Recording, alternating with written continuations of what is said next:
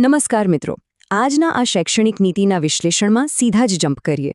હું અને મારા સાથી સલાહકાર આજે આપણે એક એવા ગ્લોબલ ટ્રેન્ડનું સ્ટ્રેસ ટેસ્ટ કરવાના છીએ જેની અત્યારે બધે જ ચર્ચા છે: વર્ગખંડોમાંથી ડિજિટલ સ્ક્રીન્સ હટાવવાનો વૈશ્વિક પ્રવાહ. બિલકુલ.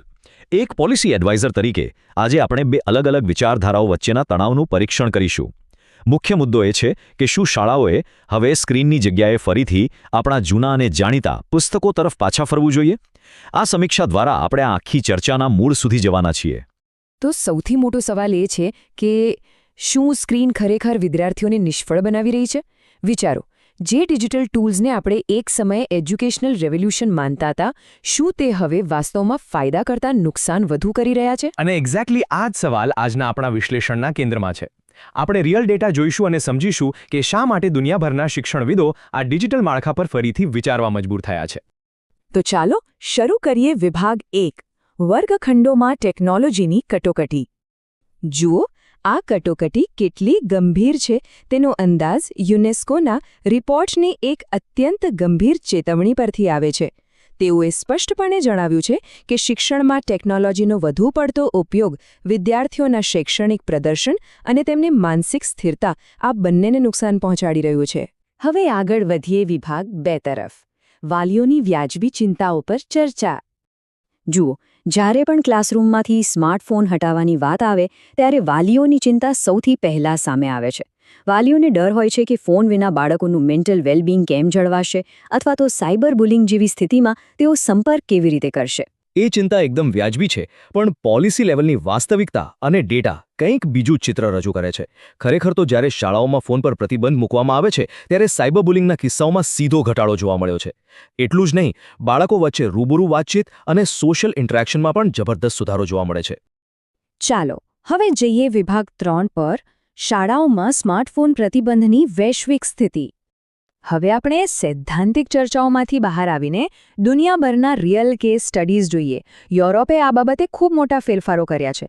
ફ્રાન્સે તો છેક 2018માં જ 15 વર્ષ સુધીના બાળકો માટે શાળાઓમાં સ્માર્ટફોન પર સંપૂર્ણ પ્રતિબંધ લગાવી દીધો હતો. રાઈટ. અને નેધરલેન્ડ્સમાં પણ જાન્યુઆરી 2024થી ક્લાસરૂમમાં ડિવાઇસ પર પ્રતિબંધ મૂકી દેવાયો છે. બીજી તરફ યુકેની વાત કરીએ તો ત્યાં તો આખા દિવસ માટે ફોન બંધ રાખવાની નીતિ અપનાવાઈ છે, જેથી બાળકો સ્ક્રીન પર ચોંટી રહેવાને બદલે ફિઝિકલ એક્ટિવિટી કરે.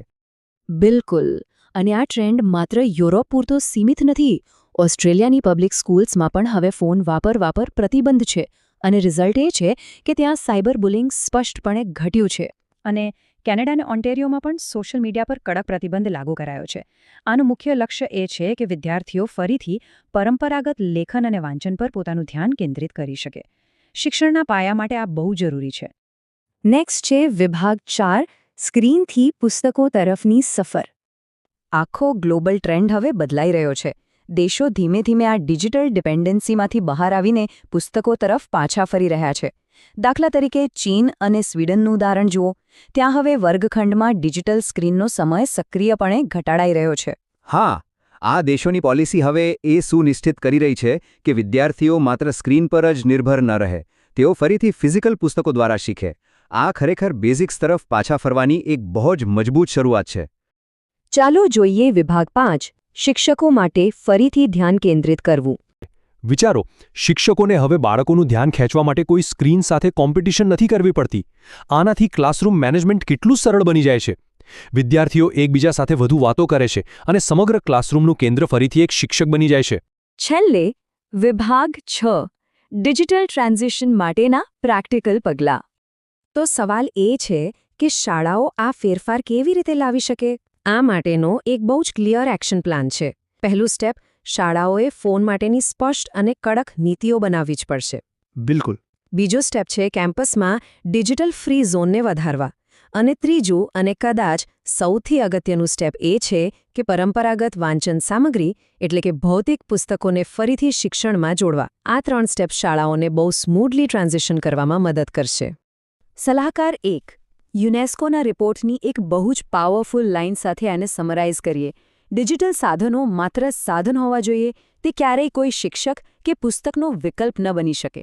સલાહકાર 2: હું આ વાત સાથે 100% સંમત છું. ટેકનોલોજી એક સારો હેલ્પર બની શકે છે, પણ એજ્યુકેશનનું મૂળભૂત સ્ટ્રક્ચર તેનાથી રિપ્લેસ ન થવું જોઈએ. આ જ એ સમજ છે જે અત્યારે ગ્લોબલ પોલિસીઝને નવો આકાર આપી રહી છે. તો આ આખા વિશ્લેષણ પછી એક મોટો પ્રશ્ન ઊભો થાય છે. શું આપણી સ્થાનિક શાળાઓ પણ હવે અનપ્લગ થનારી આગામી શાળાઓ હશે? ગ્લોબલ ટ્રેન્ડ અને રિયલ ડેટા તો આપણી સામે જ છે. દુનિયાભરની શાળાઓ સ્ક્રીન ઘટાડીને પુસ્તકો તરફ પાછી ફરી રહી છે. ત્યારે એ જોવું ખરેખર રસપ્રદ રહેશે કે આ નીતિઓ આપણા પોતાના શૈક્ષણિક માળખામાં ક્યારે અને કેવી રીતે અમલમાં આવશે.